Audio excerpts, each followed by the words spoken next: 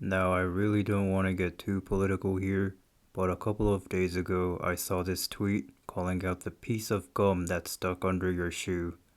The filth that you just can't get rid of no matter how many times you try and scrub it off. This 74-year-old geezer is Muneo Suzuki, who is an infamous member of the Japanese government. I literally never heard of anyone supporting him, but for some reason he has a lot of power in his party. But as the tweet reads, this guy blamed Ukraine for getting invaded by Russia. That's the same level of an argument as a second grade bully defending himself by saying, "Yeah, I punched Jimmy over there because he has just a punchable face." Just a quick FYI, but nobody likes this grandpa. He's like the guy who comes to a family Thanksgiving and brags about how he benched 405 back in high school, but nobody gives a shit and thinks it's all fake, because this guy is so small of a man he probably couldn't even bench a hydro flask. The reason nobody likes him is because he's so obsessed with Russia and defends them for everything. It doesn't really help that he's from Hokkaido, the area that Russia invaded and took in World War II.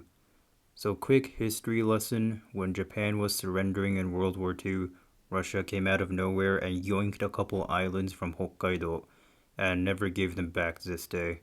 So, a lot of people from Hokkaido are kind of salty that they took them out of nowhere. So, Hokkaido people supporting Russia is like Genshin Impact players taking a shower. It's just impossible and never happens. So this man is either a glitch in the Matrix or is a Russian spy, as some people claim. Just a couple days after Suzuki told Ukraine to eat shit, something worse came up in Japan's Foreign Affairs Department. So the ambassador of Ukraine wanted to talk with the Foreign Affairs Minister to talk about, well, foreign affairs. And this talk would be a big thing for both Japan and Ukraine, and honestly the entire world, because it would show that Japan either supports or doesn't support Ukraine.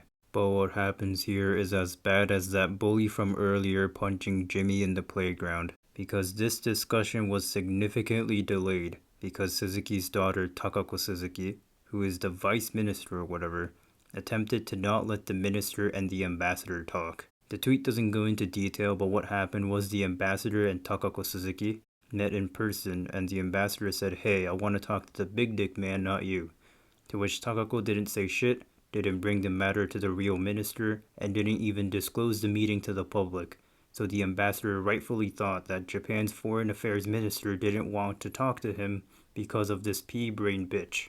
When this came to light, Takako said, "Yeah, we talked, but he didn't send a signed contract or something to us, therefore we can't issue a discussion."